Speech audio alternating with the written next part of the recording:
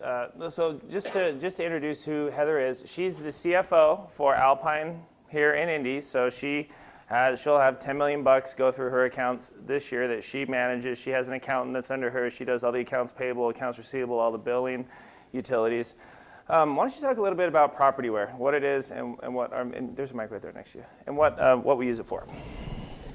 Propertyware, we implemented it about a year and a half ago, and it's fabulous. So everything that happens with your property will run through that, and then I can see it on my side, and then you guys can actually see every little thing that's going on with your property also. So utility bills, repair bills, it'll show you like when there's a work order that needs to be completed, you'll be able to go and see what it is. Just basically anything and everything that when your rent is collected, the management fees that are pulled out, if they were late, if they paid the $25 late fee, if they paid their security deposit, pet deposit, everything is in there. And it's very user-friendly. Statements, all that. So walk them through from the time you close on a property, who will be in touch? Well, you'll get an email probably from Jake or Jessica in our office congratulating you on your purchase. After you return your investor option worksheet to us, which is just your information that we need to send you rent, you'll get access to our software, Propertyware. And I'll walk you through how you can view all your reports, when to expect rent, stuff like that, and also information on our company, just so you're aware of what to expect. And it's a learning process, so the first couple months, sometimes new things come up, but we work it out for you. So. Right. So what are some of the most common misconceptions that investors have when they buy properties that you hear, most common questions that you get? Well, it's really hard for our software when you get into it. It's blank because you're a new owner. So it's kind of hard to tell you what you're going to expect.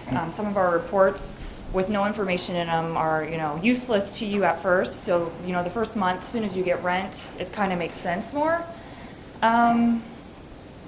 When the tenant's going to pay, what to do if they're late, questions like that.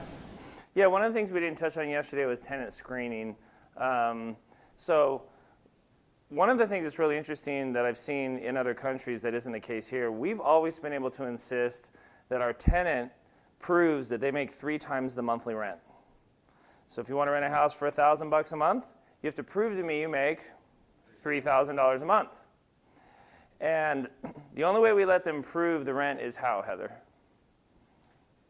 W-2s, just any kind of income. Yeah, you can't just show us that you have cash. You can't just write a letter saying make this much, which you would be surprised they do that. Yeah, because drug dealers have lots of cash. Yes. They're happy to pay for the whole year of rent in advance sometimes. And we've had people say to us, well, how about I just pay the whole year of rent in advance? I'm like, well, show us how you earn the money. Because at the end of the day, it's not, even getting a full year or 2 years rent in advance isn't worth putting the crime element in your house. What, so they can grow a meth lab and then you got to deal with that? I mean, it never pays to take those kinds of shortcuts. One of the things that we found in year 1, year 2, year 3, year 4, our eviction rate at that point was probably started at 8% because I'd put someone in, I didn't do a very good job screening, we didn't verify everything, and we'd end up losing the relationship 6 months later. I mean, Heather, here in Indy, on average, how many evictions are we filing a month? The wrong Heather for this. Yeah, is it even 15? No, I think it's even less than 10. Yeah, so do the math on 1,500 properties under management. If you have 10 evictions, it's less than 1%, yeah. That we're talking about basis points. The way that we've got that down over the years is by rigorously screening. So you got to prove the income. It has to be like child support, or has to be disability, or it has to be a real W-2 employment, or it has to be, we've got student loans, like we were talking yesterday about a house that we just rented where we had students who had scholarship money and they proved that. You have to prove that you make the money and that it's legal. That's really important. That's one of the biggest single things. What else do we check on tenants, Heather? Oh yeah, bankruptcy. You can't be in the middle of it. It has to be a discharge bankruptcy. Yeah, so we You pulled. can't have any evictions in the last 5 years. And the utility bills, you have to prove that you're on a payment plan and that you, with the actual utility people. That's been a huge thing lately where everybody seems to be able to make enough money and have good credit scores, but then they can't pay their utility bills. So we've been making them prove that they've set up payment plans or, get a letter from the actual utility company proving that they're working on it. Yeah, because one of the things we found was that there are people who will stop paying their rent and stop paying their utilities. But then landlords can be much less efficient than the utility company. Because if you don't pay your utility bill, they track that, right? And that'll pop up on credit reports really easy. So you get behind on a delinquent on a gas bill or electric bill, that pops up. Whereas the landlord may let it go and they're not going to report it. And so when we pull someone's credit, we'll say, okay, why did you have a delinquent gas bill? And why were you 30 days late on the electric bill? And why do you have the 60-day late on the cable bill? Because what we found is that people tend to be very consistent in their lives. Either they get up and they go to their job, and they're good about paying their bills, and they keep jobs, and they are financially responsible, or we see spotty in everything. So they're not consistent with their job history, they're not consistent with their rental history, they're not consistent with paying their bills and their credit. Does that make sense? I mean, it sounds very obvious, but when you were screening, that wasn't something that we thought would pop out. We thought, well, maybe they're good about going to their job, but they're just sloppy about paying their bills. Actually, we haven't found that to be the case. Is anyone in this room good about going to your job, but sloppy about paying your bills? Let's come up front so we can ridicule you. So early on, we realized that having your property manager lease the properties is a conflict of interest. Now think about that. I have my property manager who's sitting in the office all day, and she's collecting rents, and she's maybe taking maintenance calls and dealing with issues and talking to you, the investor. And then I say to her, every time you put a tenant in a property, I'm going to give you a bonus. All of a sudden, where do her interests align? Getting people in the property, not finding the best tenant for you. And I never liked that because almost every property management company is set up that way. You work for me. When you find it, every tenant you put in, I'm going to give you a $100 bonus.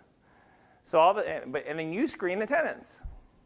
So what was happening is they're like, oh, all of a sudden all the requirements drop a little, so I can slide that person in and get that bonus this Friday. That's human nature, right?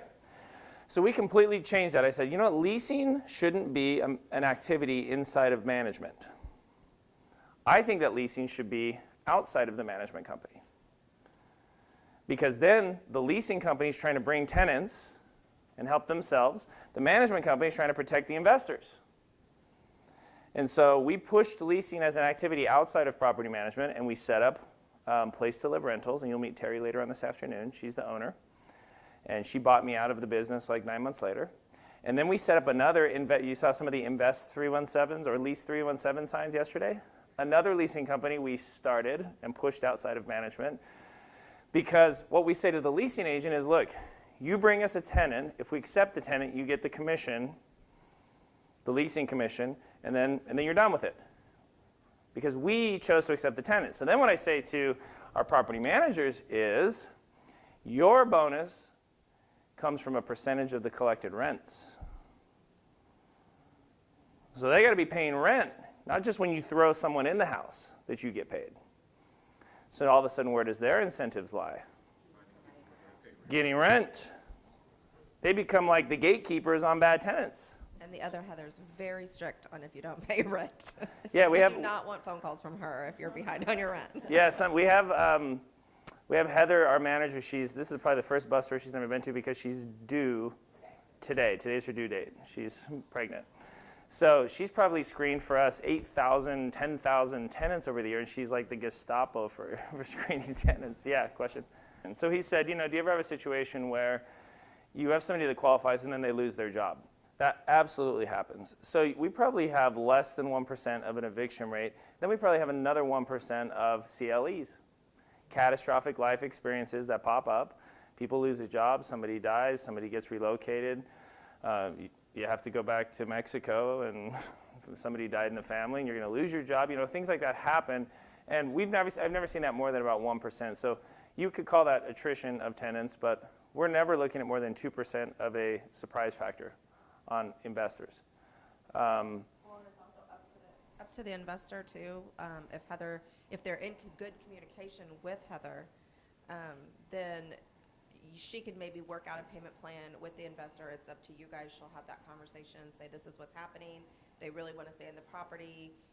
Will you accept, we try to work with them. We're not just, but if you don't stay in good communication, then we obviously don't have anything to go off of, so. Yeah, so what we do is, the third thing that we check for, so we do 3 times the income, we pull your credit, no evictions or bad marks on your credit. Yeah, we'll let them go with medical. If we see medical on your credit and that's why your credit score is bad, whatever. How do you control getting sick and that you didn't have insurance coverage to cover that, right? So we don't just go off the credit score. It's what's on your credit report. Why is it bad? Or do you have no credit? The third thing, the other thing that we really check is we verify the previous residency. So we'll require that they tell us who their previous landlord was. Now, one of the sneaky things people do is what? Get their friend to call. Give you their friend's name, right? So what we do is we go check the tax record, first off, of the owner of that property to see if that happens to be the landlord. Or Heather's got all these little sneaky ways that she calls them. If she thinks the verification is fishy, she'll actually get on their Facebook page and see if their landlord, like the name that they gave us, is like friends with them. Mm-hmm. You can kind of tell like when they're stumbling over, they don't know exactly the rent amount, they don't know exactly, so it's really funny to listen to her. Yeah, we've considered requiring tenants friend us on Facebook as part of the screening process. Think about how much you could learn. They'd be frantically deleting it through their Facebook to qualify. But the point behind that is that there's patterns of how people live their life, how they manage their money, and their level of responsibility. And as we've become better and better at screening that and never missing those steps, our eviction rate just drops. Sometimes I hear a question or a fear that investors have where they say, what if my property doesn't rent? I hear that from international investors sometimes. What happens if it doesn't rent? And I always think that's a really interesting question because I can't imagine that universe. I can't imagine that real estate market where a property won't rent. Because you saw the condition that our properties are in when they're complete, right? They look great, especially comparative to some of the other houses that you saw on those streets. But what we found is that usually, and I had some students at a symposium a couple months ago come up to me and say, we're just struggling. We've had a property sit vacant for 6 months. And I said, well, what do you got it rented at? What are you marketing it for? And they said $1,025.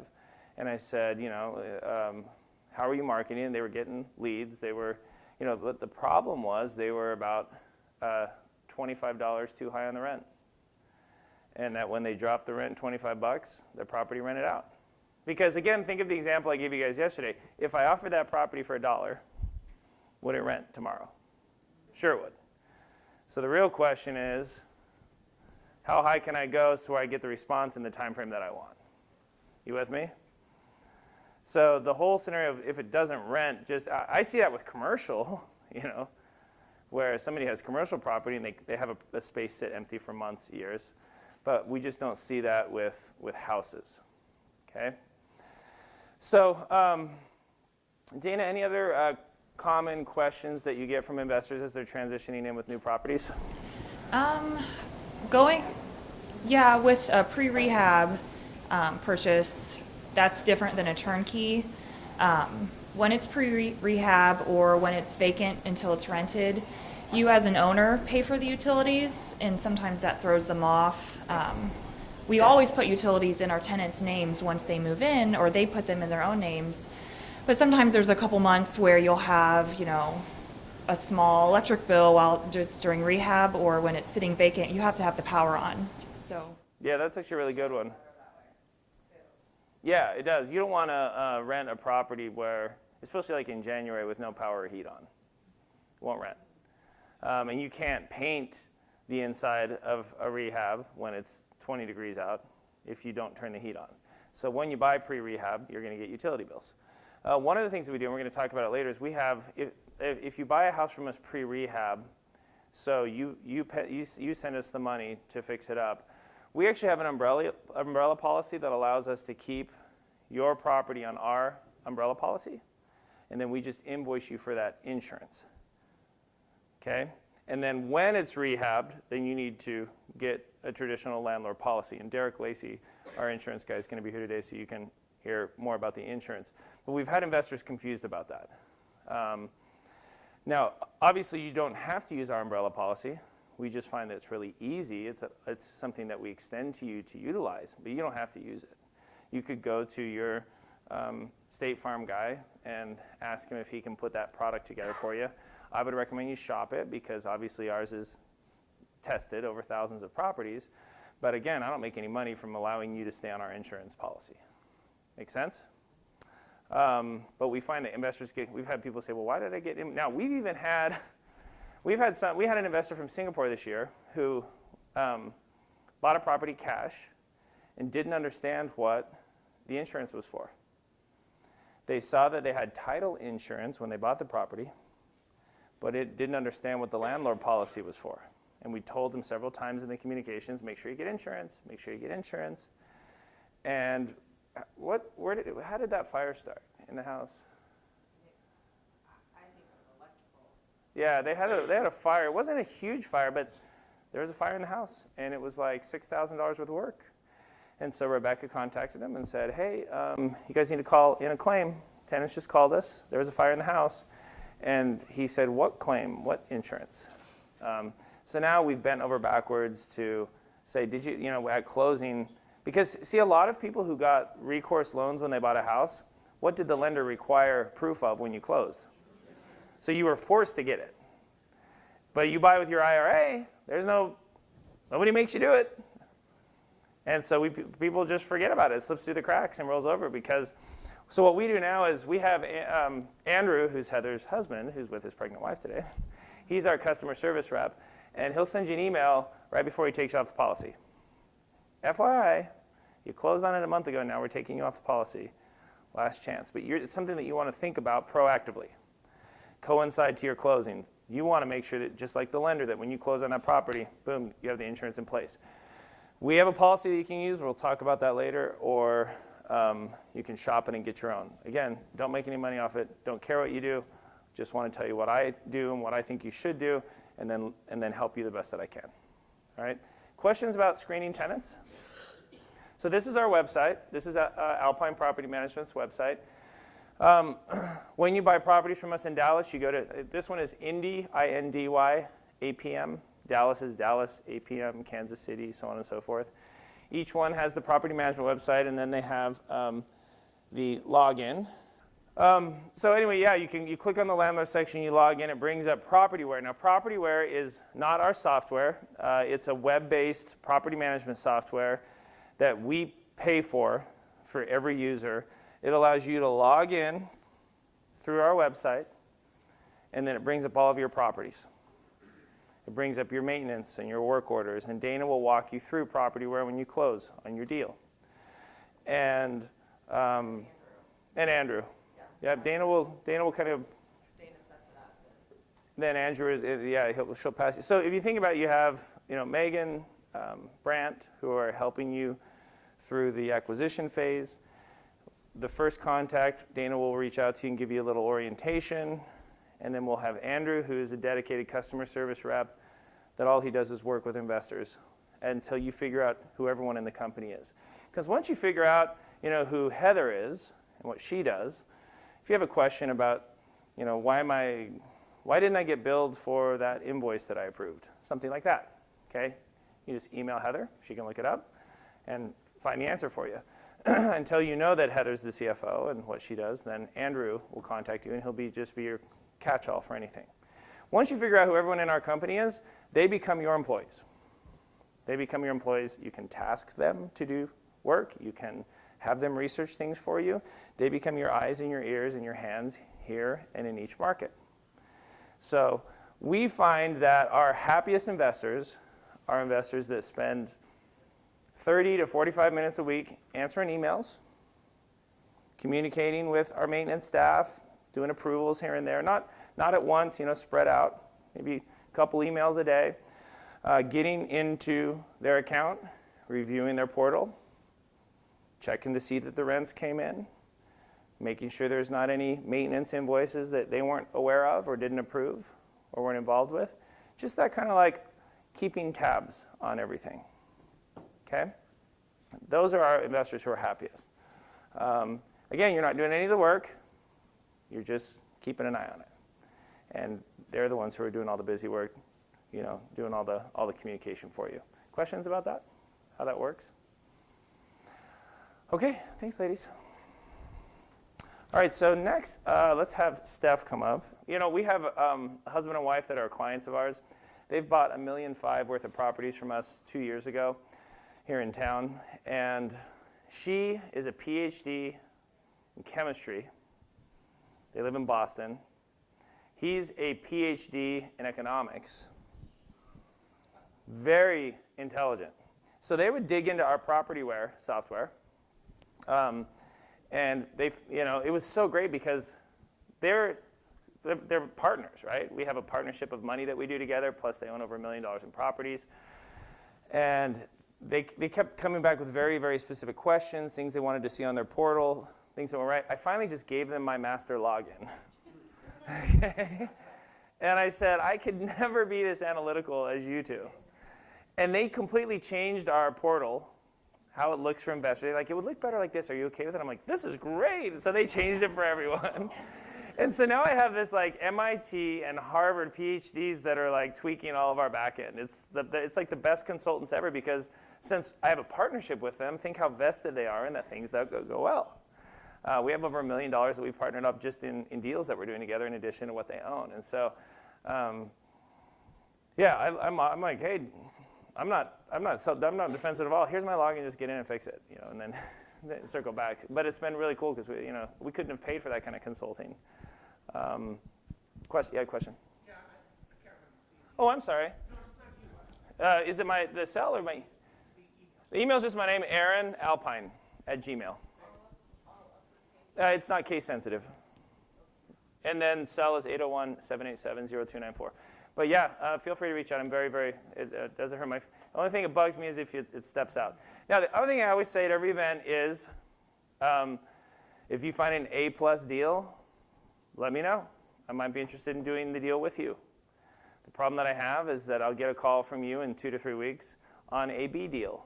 And you'll think it's an A+ deal, but you're so excited that you have a capital partner that you'll call me with probably the first deal that you get, and then I'll do the homework for you and show you that it's not an A deal, it's a B deal, and then the next time you call me, it'll take me forever to get back to you. Because you wasted my time vetting a bad deal for you that you should have vetted. Fair? Okay, but it's available.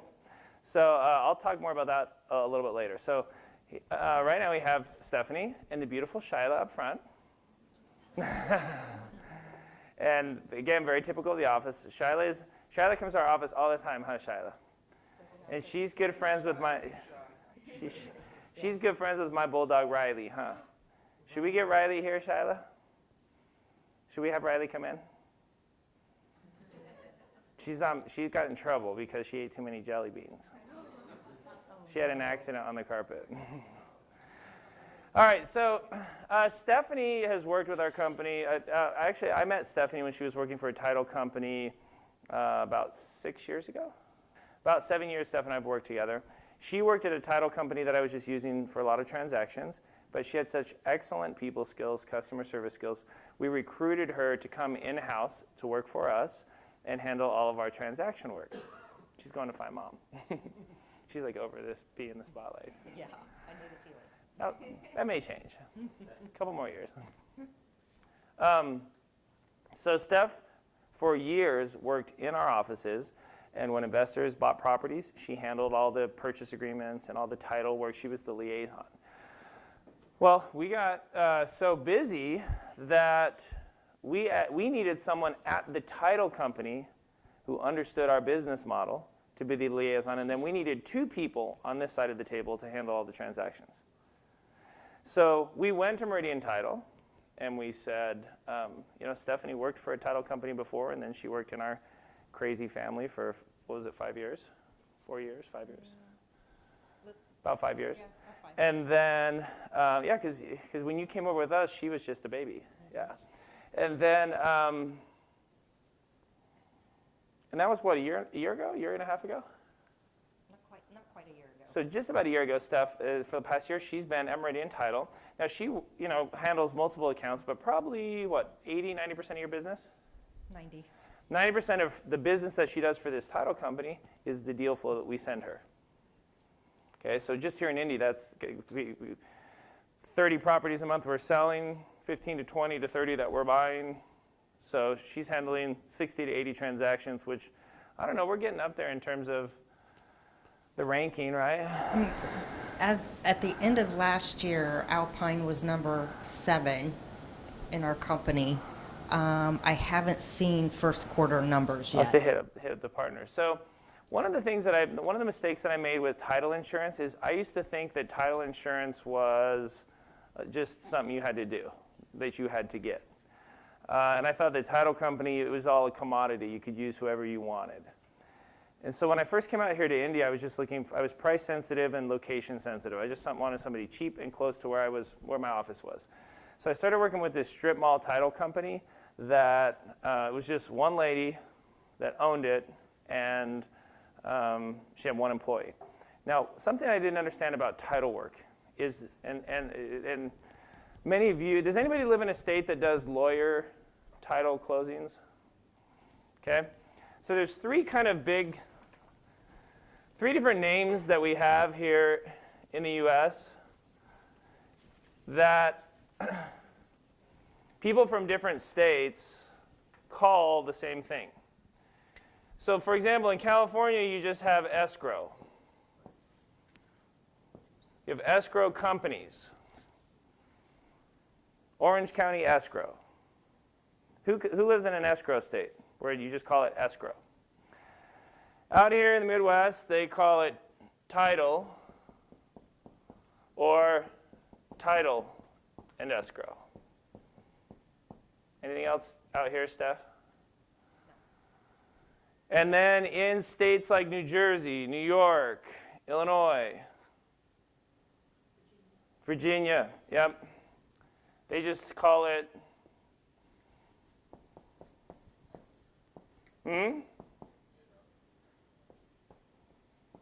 Sometimes they'll see like XYZ title company, but it'll be a law firm, attorney closing, or a lawyer.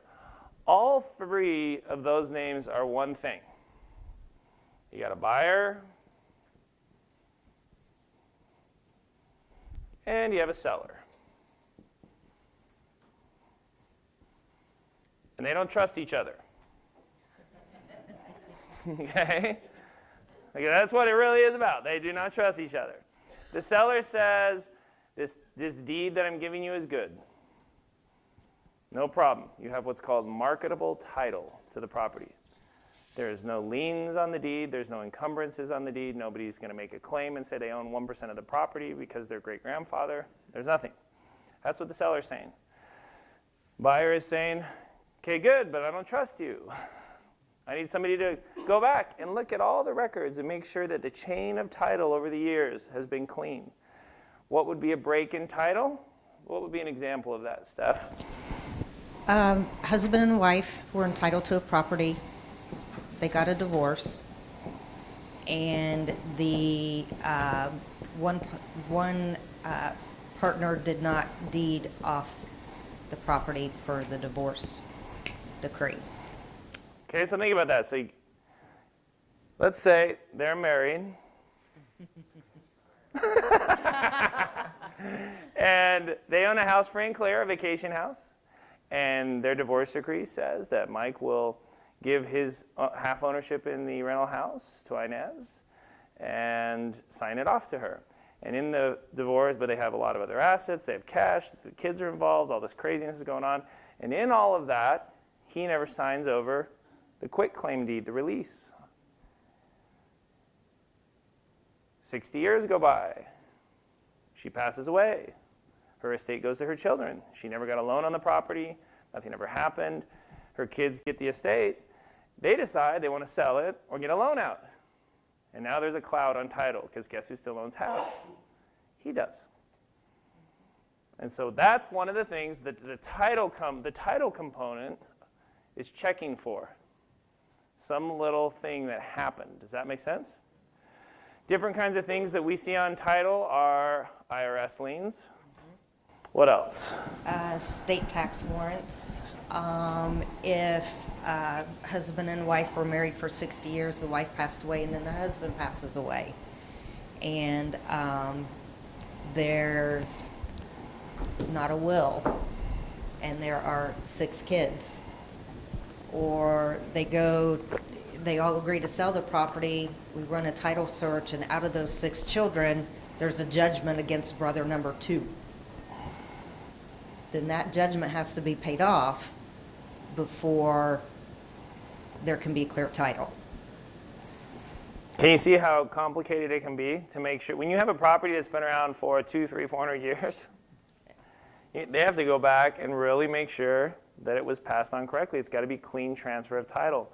And what about mechanics liens? What's a mechanics lien, Steph? Mechanics lien is if a contractor did some work on your home or on a home, and you didn't pay their bill, then they're going to file a mechanics lien against that property. And when you go to sell the property, guess what? That mechanics lien has to be paid out of your sale proceeds. It's not clear title because that's a lien against the property. So one of the things that people ask me, because we buy probably 50 to 60% of our properties at the foreclosure auction, and I usually say unless you need more than 5 houses a month, you don't want to be at the auction, because how often do we get title issues on our foreclosure properties? Little things come up all the time. Mm-hmm. And 2 to 5% of the time, big things come up. For example, I have a house right now that I bought at foreclosure auction a year ago next month, and I sent it over to Meridian. It was a great deal. I bought it for $35,000. It's probably worth $70,000. It needed about $15,000 in rehab. I was going to sell it to an investor for $60,000. So I sent it over to Meridian, and they said, "Oh, this is weird. There was a first mortgage and a second mortgage. The foreclosing bank was the first mortgage. When you're in the first position, you just kick everyone else off. But when they did the foreclosure, they didn't name that second mortgage." I said, "Well, how much was the second mortgage for?" They're like, "Oh, it's like $6,000. And I said, "So you're telling me all they would have had to do was type in that name of that mortgage in the foreclosure lawsuit, and it would have got swept off?" And he said, "Yeah, they didn't do that." I said, "All right, well, what are my options?" "Well, you could go negotiate with the second mortgage and say, I'm the first now, you're behind me, you're screwed. And maybe try to get them to release the mortgage." And I said, "Yeah, but what's their motivation?" He said, "We could offer them some money. Because if you go down to the city and you file the foreclosure yourself to get them off, you'll have to pay $1,000. Why not just offer them $1,000 to release it?" And I said, "Oh, that's a good idea." So I went to the foreclosing attorney's office and said, "Hey, I want to make an offer to your client." And they're like, "Oh, we can't even talk to you because it's a conflict of interest." So then I had to go to another law firm to deal with the foreclosing attorney's lawyer. I mean, it's just been, I'm a year into it, I still don't have clean title. It's just lawyers, and the last thing that they want to do every Friday, I get an email about the little bit of progress that we made. Imagine if that was your first foreclosure property. And imagine if you had a hard money loan to borrow to buy it. Okay? That's why you don't want to consider going to auction unless you need at least 5. Now, is it a big deal to me? No, in fact, I rolled the dice on it. I've already rehabbed it and rented it out and getting rental income, whatever. It's still a great deal. I rehabbed a property that I have a cloud on title. I can't sell it, but I still have possession. Okay? Makes sense? So can you see a little bit more of why title is so important? So that's what the title portion of these 3 groups do. You also have the purchase agreement component. So you have a seller, you have a buyer, and we agree that you're going to sell me the property, but we also agree that, for example, you're going to leave behind all the furniture. Is that something you could put into a purchase agreement? Sure it is. And so I say that my realtor, Stephanie, is going to verify that all the furniture is there when I move in. And if we write that in the contract, what happens when you see that purchase agreement, Steph? I see the purchase agreement, it says the furniture is supposed to be there, we go to the house and no furniture is there, you're in breach of contract. So if the realtor was supposed to tell the title agent that confirm that the furniture was all there and that doesn't get confirmed, the deal doesn't close. So they make sure that all the agreement points in a contract to buy and sell get met before they release the money to the buyer. To the seller, sorry. The opposite. Because you have a buyer bringing money in and a seller releasing a property. So they don't give the buyer the deed or the seller the money until all the terms are met. Does that make sense? They're just a third party that gets introduced into this agreement and paid to make sure everything goes clean, because otherwise, how could they ever trust each other? The other ways that they make money is that they not only do they check the title for you, they then give you insurance that say, if we're wrong, we think it's clean now. If we're wrong, here's an insurance policy. So if 20 years down the road, her granddaughter says, I have a cloud on title, then they come to our insurance company because they have a policy for that. Does that make sense? So not only do they check for you, they then insure it. That's what title insurance is. I did not understand that when I got into it. Does that make more sense? How that works. That's why they're so important. And then the escrow component. Escrow just means that they're holding the money. They're holding the deed. And then they swap everything when all the terms are met. Question? I just wanted to know what the rest of the story was. Say, for instance, they're in breach of contract. Yes. What happens at that time? Nothing. Do you lower the cost of the price of the house, or do you make them put the furniture in? Great question. So since they're a third party, they don't weigh in. They say, what do you guys want to do? So for example, I've seen cases where I give you $1,000 earnest money to buy your house, and then you decide that you don't want to sell it to me. But you don't want to release the $1,000 back to me either. So then, I've heard of instances where money just sits in the escrow account at title companies. And I probably, out of the client list I handle, I probably have 5 files that are sitting there. Limbo. With this money. Nobody's collecting any interest or making any money on that money. It's just sitting there. It's like a standoff, you know? You're in limbo. Yep. It's odd because they don't weigh in, they don't care. Yeah. That's how their job. I just get my report every month that says, hey, this file has $1,000 sitting in it, what are we doing? And I'll reach out and say, have you guys come to an agreement? And you say no, and I'm like, okay, and move on. Yeah. That's it. One of the reasons that we don't collect earnest money from you on deals is because, like I said yesterday, this is about trust. If you go home tomorrow and you don't want to buy a deal, I don't want to work with you. Why would I hold you hostage? Why would I try to keep some of your money? Why would I begin, build any animosity? That's one of the reasons why we don't make you, so there's quite a few of you that this weekend have said, I want to buy this property, I want to buy that property. Did you notice that we don't make you sign a contract? I don't want you to be like, well, I was at the weekend with Aaron and I was all swept up and it was interesting and I was a little bit sleep deprived and man, that cocktail hour really hit me on Saturday night. Next thing you know, I'm buying properties and... Okay, I don't want that situation. I want you to go home, I want you to marinate on it, and I want you to think about it and then circle back because we don't have trouble selling properties. And that's one of the reasons why. Because from the very first day that I meet you, it's, hey, let's try to work together and let's move forward on these deals. And I find that resonates with people because then you don't ever feel like I have a little catch on you. You didn't give me a check when you left here. You didn't sign on a contract that I signed on. It was me looking you in the eye, saying, I want to work with you. I hope that you want to work with me. You want this deal? Okay. I'm going to take this deal out of rotation for you. I mean, think about that. Let's say that some of you made a commitment on a deal this weekend to me. You didn't give me any money. I didn't make you sign a contract. And then we don't hear from you for 2 weeks. Now, I have an event in Dallas next weekend. I have another event in Singapore. And you took a property out of rotation based on your word that I could have sold next weekend in Dallas or in Singapore. That would be sad to me, wouldn't it? Would I have a right of feeling hurt? Sure, because you made a commitment that you didn't stand by. And my commitment to you is that I won't sell it in Dallas next week. And I won't send it to Singapore next week. Is that fair? But if we can't start with that little agreement, it's never going to work. And so I try to start building the trust with you right from the start. And I point that out because I want you to feel how committed I am to that. And how I really do. I'm a handshake guy. You're never going to get paperwork from me that says, okay, now you're the manager. Sign this 3-year property management agreement where I can hold you hostage and then do crappy management. You aren't going to get it. Now, every once in a while, I get a really analytical investor who just cannot handle that there's no property management agreement. I have one. I'm happy to send it to you. We can use that.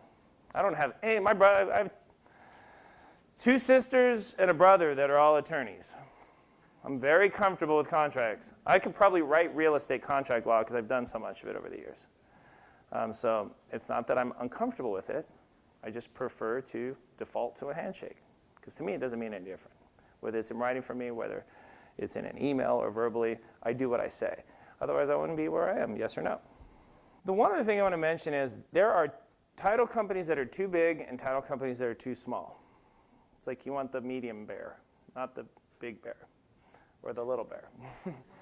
Because that little strip mall company that I started with, they had their escrow account, and she had a cocaine habit. She went to Mexico with $50,000 of my investors' money. It was spread out on 4 deals for me. Right? I was surprised she went through 50 grand in cocaine in like 1 weekend. That's a lot of sniffing. But she had what's called errors and omissions insurance. So we got the money back. And I thought, you know what, this is too small. So then I swung to First American Title. Have you heard of them? Huge company. And after the 4th closing with them, where they, with the same lady who still didn't remember who I was, I'm like, this is too big, too big. So I think the right size title company is a title company that's big enough to hire at least 2 of their own attorneys in-house. That's my litmus test of what a good title company is.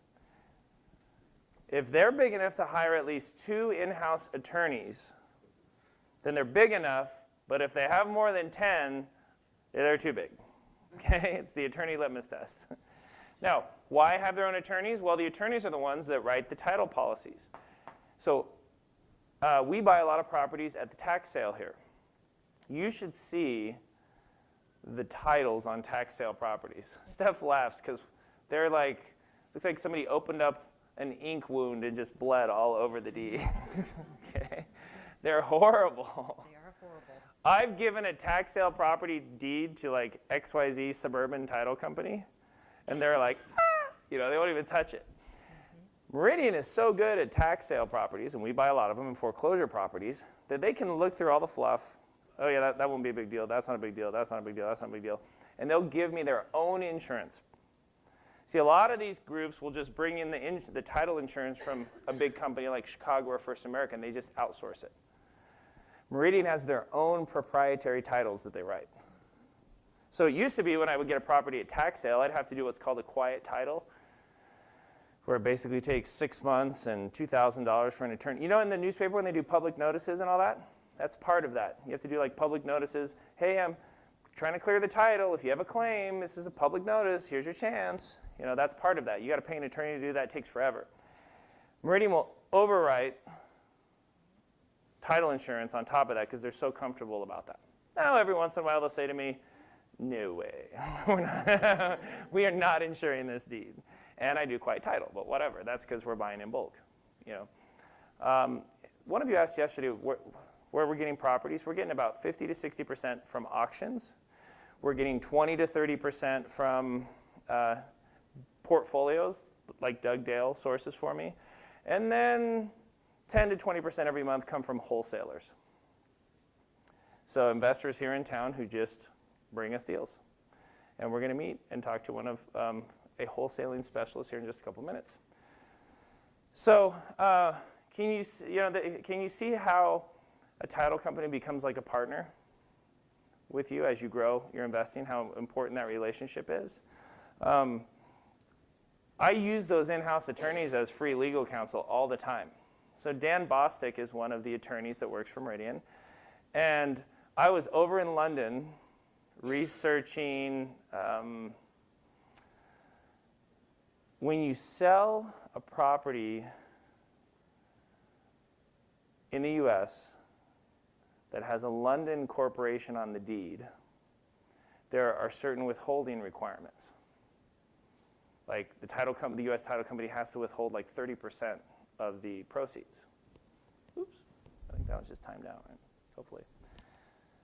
So I called Dan because I wanted to see if there was a workaround on that, because I didn't like the idea of my UK investors having to have 30% of their proceeds withheld when they sell the rental property that I sold them. So he went and he did a bunch of research for me, and like 3 hours later came back with a couple of options that he thought might be viable. And then I did research over in London and came back with a couple options. And Dan's time is worth probably $200 or $300 an hour, right? And he's in-house. Like I first sent it to Steph, and I'm like, oh, I should just not waste Steph's time. And I just sent it to Dan, and then he's working all day for me on that. I had another. Remember I was telling you guys yesterday about the really cool duplex I thought I bought that just turned out to be one side of the duplex? Okay. I didn't know there was such a thing as a party wall agreement that they used to split that up. Guess who I got one from? These guys.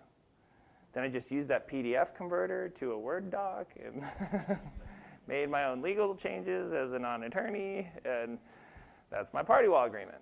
So there's all those other different benefits that you pick up from working with title companies. It's a very important relationship as you grow your business, and it's important for us that when you buy from us, Steph's going to be your point of contact, and you've met her. Yep. Now, one of the cool things that I love about Steph is that you see how connected Steph is to Shyla. So Steph is Shyla's godmother, mommy number 2. What is Shyla's last name? Simmons. And Stephanie's last name is? Simmons. So Shyla's mom was really concerned about Shyla's sperm donor because he wasn't on the scene. He wasn't around. And so Steph was very much involved from a very early age with Shyla, from the time she was born. And because she and Heather were such good friends. And what was interesting was when Steph first started working for us, she had a relationship with Make-A-Wish Foundation. Now, in following up and asking her about it, it was because she had a brother that died when he was 19, and she had some exposure with Make-A-Wish. And since then, I couldn't believe it, because Steph would take weekends for Make-A-Wish Foundation. She would solicit donations from us for Make-A-Wish. She was involved, was on her Facebook. She was just really involved with it. And I never met, you meet people who, like, their job has a corporate charity initiative that they do. Like when my dad worked in the casino, it was United Way. So every year he wore his little United Way pin for a couple of weeks, and they had a drive, and he did it because that's what his job did. But I don't meet many people who just have a charitable initiative that they get involved with just because. I don't see that very often. Sometimes we like to think we do. Some of us donate to the church. Some of us donate because the Girl Scouts bring cookies, right? But very few people take their time, take their money, and go align themselves with an organization. Yes or no? We're all like chagrined, right? And what amazed me about Steph was that she did that, and she continued to do that for years and years and years after her brother passed. It really impressed me because, remember I was talking about balance? And for me, I thought, that's a balance issue that I am not doing well. And it really, I really admired that about Stephanie. And then I find out that Stephanie that's just who she is. That's an outgrowth of her heart. And I find out that she's got like a friend who is trying to get through college, working on a psychology degree. Psychology, right? Yes. So working on a psychology degree, maxed out on student loans, has a baby, and Steph's paying bills for her friend. And then they become roommates. So Steph can help with the bills and help with the baby. And then the friend decides to get a part-time job in addition to full-time school. And Steph's telling me this one day and said, well, maybe she's thinking about working at a tanning salon. Mm-hmm. And I was like, you know, she's really smart. Didn't she used to work at a title company with you? And she's like, yeah. And I said, well, why is she going to work at a tanning salon? She's like, she just needs some little extra cash, you know, because she's a full-time student. I said, well, tell her to come work for us. What does tanning salon pay? She's like, $8 an hour. I'm like, definitely tell her to come work for us. So I start her friend on bookkeeping, and then the bookkeeping becomes accounts payable, and the accounts payable becomes accounts receivables too, and then she becomes a full-time employee, and then she quits school. And then we're paying her a salary, and then she's doing deals. And then she's our CFO named Heather.